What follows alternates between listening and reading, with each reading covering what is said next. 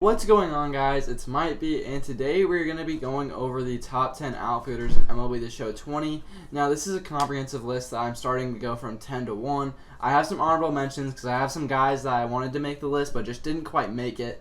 Before we get into the video, if you guys want to hit that like button, hit that sub button, it helps me out a ton. Anyways, let's get right into it. So today for our honorable mentions, our first guy is Jo Adell. Jo Adell is a really good card. You go and look at this card, he absolutely rakes. And the thing is he's just got a cool swing. He's a brand new player, which I really like. Or not new, but he's like new to the game, and I really like him. So he's got a lot of pop from both sides, and that 86 fielding does the job in center field. He's got 90 speed, which is really helpful too. That way he can cover gap to gap pretty well. This is a really good card. He has 88 reaction. He's got pretty good pop, and he's got a decent swing. I picked this guy up in a couple of just showdowns and event runs, and he's not bad at all. I think he's really good. The next guy we're going to go after is going to be one of my favorite budget beasts in the game, and actually, Kenny Lofton. Now, Kenny Lofton is just really good in all aspects of the game. I compare this guy to Ty Cobb, but he's worse in every single category. He's good, but he's not amazing. I love this card. If you bunt cheese, which I'm not really like promoting, he's really good at doing it. And he's got bunt master, and he's just really good all around. He plays really good defense, 95 fielding. You stick him in a corner, he's still got 90 fielding, 98 speed, 99 steal. He's a havoc on the base pass. I'm really high on this card. I love this card, and that's why he's an honorable mention. He just didn't quite make the list. Our next honorable mention is actually going to be none other than Stan Musial. Now, Stan Musial, he absolutely rakes. He's a right fielder, isn't he? He absolutely rakes, but the thing is his fielding's just not very good. And that kind of just really hurts his card. And our last honorable mention I actually have for today is Dylan Carlson. I love Dylan Carlson because he's a switch hitter and he's got 90 fielding. I don't know what else to say. Switch hitter, 90 fielding. He can absolutely rake. Alright, so let's go into our top 10. Our number 10 today is going to be Luis Robert. Luis Robert is just good in pretty much every aspect of the game. 97 speed and 90 steal. He's got pretty good stats across the board. 97 fielding, which is amazing, with a 96 arm. This guy is an absolute gun at center field, and I love it. And that's why he's making the 10 spot, as he's just a really good card. At our number 9 spot today, we actually have Vladimir Guerrero. Now, Vladimir Guerrero is a guy that kind of came onto my radar through a couple of games, and he is really good, actually. Against lefties, he's 120, 125. What cripples him is his fielding and his power, but he has a good swing. I liked this card last year. I think he's a really good card, and you guys should definitely pick him up if you have the stubs. He's not necessarily one of the top tier guys, but he's still up there, and that's why he's at the number 9 spot today. At number 8 today, we have Ricky Henderson. Now, Ricky Henderson balled for my team last year. I just haven't picked him up yet because of the guys I have.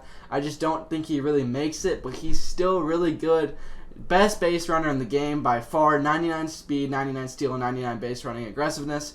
He's got really good hitting stats, as he's got even a little bit of pop this year with that 101 vision, which I really like. 84 fielding, which is okay in left field. He does the job. He's fast. He covers the gap really well because he's super fast. I think he plays above his stats, actually, and so I really like him, and he's really good. At number 7 today, we have none other than MVP Yelly. MVP Yelly is good, but I actually just unlocked him. We'll just go to our squad. But the guy, I don't know. He doesn't quite meet the threshold of a fielder I want. Once you prestige this guy, though, he gets a little bit better. This is why he's higher in the rankings, because he can become a gold fielder in left field. He's got a really good swing. That's the thing that Yelich has, but I would have loved to see his vision be a little bit higher. I know that they didn't want to overdo it with this card to make him super OP, but I think he could use a little bit of a buff in that, and maybe about 83, 84 speed, which I would have really liked to see.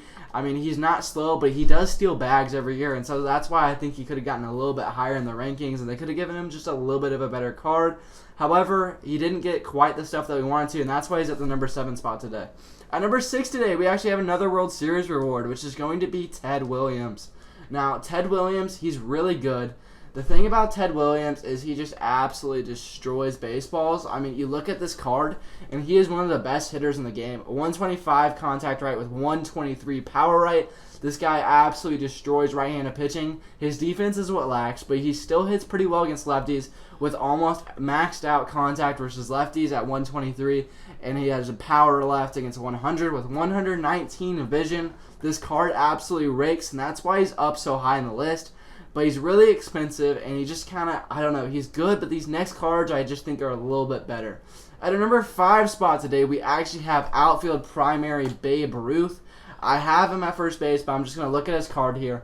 He's got 75 fielding, which does the job with 84 arm. That was the big surprise this year. I love this guy's swing. He hits absolute nukes. If we go and look at his stats, he's hitting really well for me. I mean, 340 batting average. He's hitting over 700 slugging, and he's got over 1,000 OPS and a ton of ABs. This guy is an absolute beast, and that's why I think he's just better than Ted Williams, and that's why he's at the 5 spot today.